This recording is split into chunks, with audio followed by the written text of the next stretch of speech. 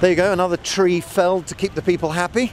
Climate warming and all that sort of stuff. You have to wonder why we're still cutting Christmas trees down. And actually we've got Climate Camp in the background there. They're camping out in Trafalgar Square, just complaining about the climate, as per usual. And also, there's a fantastic WWF project going on around here somewhere. We're going to go look for it. It's a sculpture that's being made out of ice. And these guys are going to carve the sculpture into the shape of a polar bear. And then the polar bear is going to, sadly, slowly melt in the square. Give us an idea of what climate change is really doing. So, come with us while we go look for it.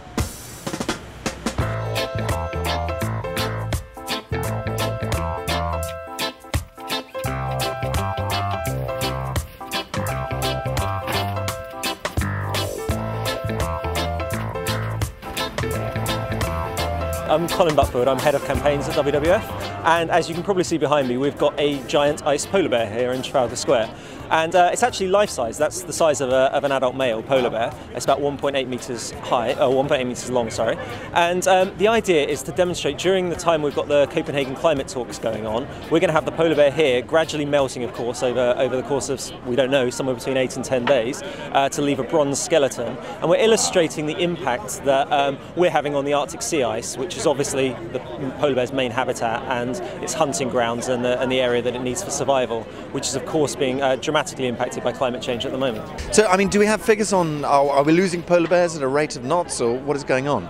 The problem with polar bears isn't so much the specific numbers of them, it's the habitat decrease. So as you can understand, that once the sea ice disappears, as it's doing at a very, very rapid rate, they will lose so much of their hunting grounds that you'll see the population collapse. And because it's happening so quickly, the bears have no real chance to evolve and get used to new habitats.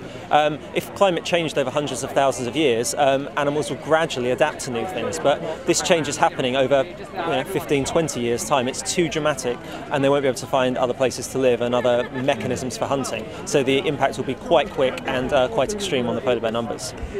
There really are kind of markers for what is actually going on in the entire kind of Arctic system, isn't it? I think that's exactly right.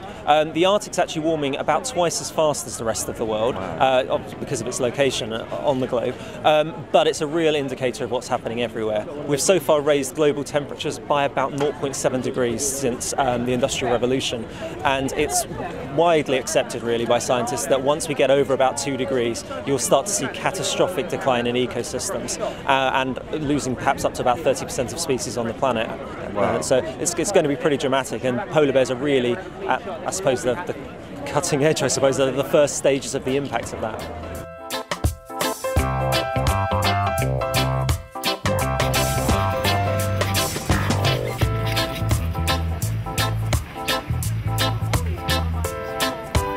A lot of the most significant effects of climate change are actually happening underneath the oceans.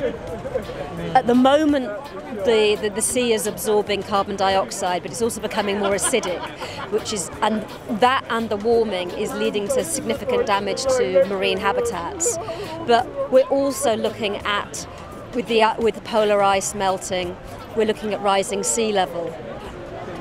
At the moment, we don't feel that people are looking at their lifestyles, looking at what they're doing, how they're doing it, and making some very small changes right now, planning for the future, and taking the opportunity we have now with fantastic renewable technologies to move away from a fossil economy and to move away from our current climate of greed and competitiveness and feeling like we have to do everything all at once, and finding a more balanced life that's more respectful of the environment and leave something for the future.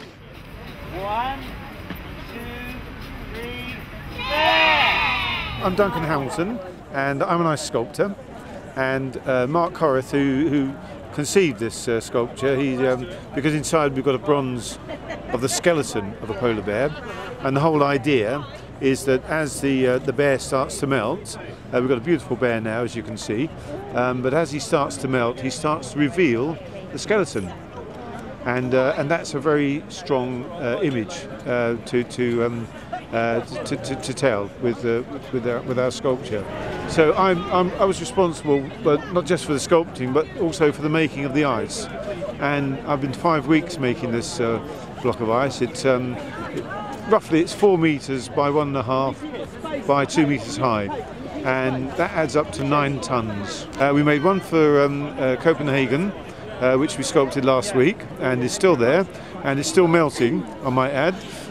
If you go on the Telegraph website, we've got a link there, and it's filming all the melting process as we have here today. So it's a good thing to. You can watch its decline. Yeah, you can watch and get a very kind of visual image of what's going on. Exactly. Yes, yeah. But I'll be down here from time to time the next week, 10 days, and from here.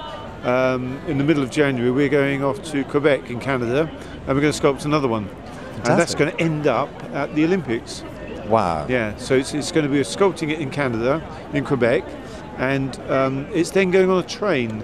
And because it's so bloody cold upstairs, we shouldn't swear, should I? Because it's so cold, it's able to take the journey. So it was minus 25 last time I was there. So not a lot of melting going on. No, not doing. No. Let's just trust that that's not how we're going to have to view our polar bears in skeleton format. No.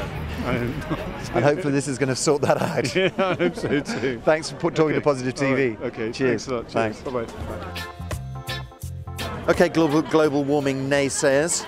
This is the acid test of it. If you don't believe there's any global warming, come down to Trafalgar Square every day, check out this ice bear and see what happens. I've got a feeling that in about a week's time you'll find a bronze skeleton standing here and not an ice bear. And this is the middle of December. We're not supposed to have warm weather during the middle of December. I do not remember how that used to work. It used to be winter time at this time of year. Okay, anyway, so Jeremy College reporting for Positive TV from the Ice Bear Project in Trafalgar Square in London. Cheers, guys.